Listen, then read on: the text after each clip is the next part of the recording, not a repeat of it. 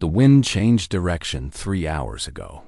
Merchant Valos noticed it first because his species, the Crethni, had evolved on ocean worlds where reading air currents meant the difference between safe harbor and drowning in storm waves. He pressed his scaled hand against the side of his cargo wagon and felt the vibrations running through the metal frame. Something was coming. Something massive. Valos looked up at the sky of Carith 7, the desert planet where his caravan had been traveling for 18 standard days. The sky was turning from its usual pale orange to a deep, angry red. Dust particles were already beginning to dance in the air above them, spinning in small circles before shooting off toward the distant mountains. The caravan consisted of 42 wagons, each one carrying valuable goods from 7 different star systems. Valos was the lead merchant, responsible for getting everyone safely across the great desert to the trading post on the other side. He had made this journey 11 times before. He had never seen a sky turn this color. Korath, his second-in-command, came running from the back of the caravan. The Veloci merchant was breathing heavily, his 4 eyes blinking rapidly with fear. His gray skin had turned pale, almost white. This was bad news. "The storm sensors are going crazy," Korath said between gasps of air. "They are showing a Category 9 dust storm forming in the northern basin. It is moving directly toward us at nearly 200 kilometers per hour. We have maybe 4 hours before it reaches us." Valos felt his stomach drop. A Category 9 storm on Carith 7 was not just dangerous. It was a death sentence. The winds could strip flesh from bone in minutes. The sand particles moved so fast they could punch through standard cargo containers like bullets. The temperature inside the storm could swing from burning hot to freezing cold in seconds. No shelter they could build from their wagons would survive. "How many of these storms has anyone survived?" Valos asked, already knowing the answer. "None that I know of," Korath replied quietly. "The automated mining stations shut down during these storms. They hide on the ground. We have nowhere to hide." Valos walked quickly to the front of the caravan, where the other senior merchants had already gathered. There were 12 species represented in their group, traders from across the known galaxy. All of them looked terrified. Some were already praying to their various gods. Others were holding communication devices, trying to send final messages to loved ones on distant worlds. But standing apart from the panicking crowd were the humans. There were only 3 of them in the entire caravan. A woman named Sarah Chun, who traded in medical supplies, and 2 brothers named Marcus and David Torres, who dealt in rare minerals. They were standing together, talking quietly, looking at the approaching storm clouds with expressions that Valos could not read. Humans were strange creatures. They came from a world that was considered a death planet by most galactic standards. Their home was filled with predators, extreme weather, earthquakes, volcanoes, and hundreds of other things that should have killed them before they ever reached space. Yet here they were, one of the most successful trading species in the galaxy. Sarah Chun walked over to Valos with a calm expression on her face. She was studying a small device in her hand, some kind of human technology that Valos had never seen before. "How much time do we have?" she asked. "Maybe 4 hours. Probably less," Valos replied. "I am sorry to tell you this, but there is nothing we can do. These storms cannot be survived in the open. We should all make peace with our gods." Sarah looked at him for a long moment, then smiled slightly. She turned to Marcus and David and called out to them in their human language. Valos did not understand the words, but he understood the tone. It was the tone of someone who had faced death before and refused to accept it. Marcus Torres jogged over, wiping dust from his face. He was a large human, heavily muscled from years of working in mining operations across dangerous worlds. His brother David followed, carrying a large bag of tools. Sarah spoke quickly. "Valos, I need to know exactly what materials we have in these wagons." "All of them. Metal sheets, mining cables, heat-resistant fabrics, adhesive compounds, anything that could be used to build." "Build what?" Valos asked, confused. There is nothing we can build that will survive this storm. Sarah smiled again, wider this time. You have never been to Earth during hurricane season, have you? Trust me, we are going to survive this. But I need everyone to stop praying and start working. Over the next hour, the humans transformed the caravan into something completely different. They moved through the wagons like possessed spirits, taking inventory, shouting orders, and organizing the other merchants into work teams. At first, the alien traders were reluctant to follow human commands. But as the sky grew darker and the wind grew stronger, they began to listen. Marcus and David used their mining equipment to dig a massive trench in the desert sand. The trench was long enough to fit all 42 wagons end to end, and deep enough that the tops of the wagons would be level with the ground surface. Other merchants were assigned to drive the wagons into the trench, packing them as tightly together as possible. Sarah supervised the construction of what she called the shell.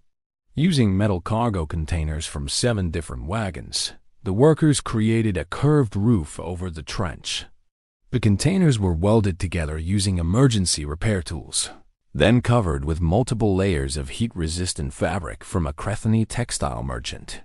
The fabric was designed to survive direct exposure to star radiation during space transport. Sarah figured it would survive desert wind. The humans never stopped moving. They never complained. They never showed fear. When problems arose, they solved them immediately with whatever was available. When a metal panel did not fit properly, David cut it with a plasma torch and bent it by hand until it worked. When the fabric started to tear in the increasing wind, Sarah sewed it together using industrial thread meant for spacecraft hull repairs. Valos watched all of this with growing amazement. The humans were not just surviving, they were fighting. They were treating the approaching storm like an enemy that could be defeated with enough effort and creativity. 2 hours before the storm arrived, the shelter was complete. It was ugly. It was improvised. It looked like something a child might build from random parts. But when Valos crawled inside through the airlock door the humans had constructed, he realized it might actually work. The interior was cramped but functional. The wagons formed the floor, their cargo holds now living spaces for the various species. The metal roof curved above them, reinforced at key points with structural beams taken from unused equipment. Ventilation shafts ran through the structure, filtered with multiple layers of fabric to keep dust out while allowing air to circulate. Sarah was already setting up an emergency water distribution system using containers from her medical supplies. Marcus and David were checking the structural integrity of every weld, every joint, every connection. They were preparing for battle. The storm hit exactly 3 hours and 42 minutes after Valos first felt the wind change. The sound was unlike anything he had ever experienced. It was like standing inside a massive engine, surrounded by screaming metal and howling wind. The shelter shook violently as the first wave of sand hit the outer shell. Valos closed his eyes and prepared to die. He had done everything he could. He had followed the humans' instructions. Now fate would decide, but the shelter held. Hour after hour, the storm raged above them. The temperature inside climbed steadily as the friction of sand against metal generated heat. Sarah organized teams to spray water on the inner walls, keeping the temperature survivable. When a small crack appeared in one of the welds, David was there immediately with a repair kit, patching it before serious damage could occur. The storm lasted for 19 hours. During that time, the humans slept in shifts, never leaving the shelter unmonitored. They rationed food and water, making sure every species received what they needed to survive. They entertained frightened children with stories and songs. They comforted dying elders who had given up hope. When the wind finally stopped, when the last grains of sand settled against the outer shell, Valos opened the airlock door and stepped outside. The desert had been completely transformed. Massive dunes had formed where flat ground had been. The trench they had dug was filled with sand, but their shelter had survived. All 42 wagons were intact. All 117 merchants were alive. Not a single member of the caravan had been lost. Valos turned to Sarah Chun, who was standing beside him, brushing sand from her hair. She looked exhausted. Her clothes were torn. Her hands were covered in blisters from hours of manual labor. But she was smiling. "How did you know this would work?" Valos asked. "How did you know we could survive?" Sarah laughed softly. "I did not know. But on Earth, we have a saying. When a storm comes, you can pray for survival, or you can build a shelter. We always choose to build." Marcus and David joined them, looking equally tired but satisfied. The three humans stood together, looking at the aftermath of the storm they had conquered. Valos realized in that moment why humans were so successful in the galaxy. It was not because they were stronger than other species. It was not because they were smarter. It was because they simply refused to accept death. They looked at impossible situations and saw problems to be solved. They faced certain doom and asked themselves what tools they had available. The caravan resumed its journey 2 days later, after repairs were completed and everyone had rested. The story of the desert storm spread quickly through the trading networks. Within months, it had reached 100 different worlds. Alien merchants began actively seeking human partners for dangerous trade routes. Human engineering consultants became highly valued in colony planning. Earth emergency response training became required curriculum at major galactic trading academies. And Valos, the Cratheni merchant who had been ready to accept death in a desert storm, spent the rest of his long life telling everyone who would listen about the day 3 humans taught him the most important lesson in the galaxy. When the storm approaches, do not pray. Build.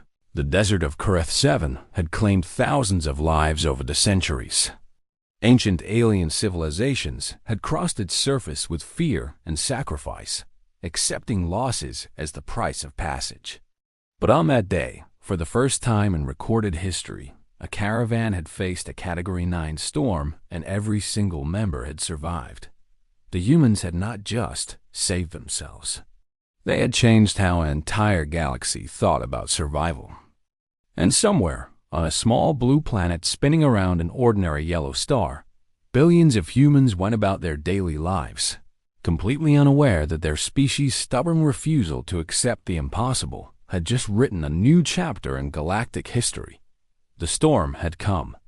The merchants had prayed. But the humans had built. And in the end, building won.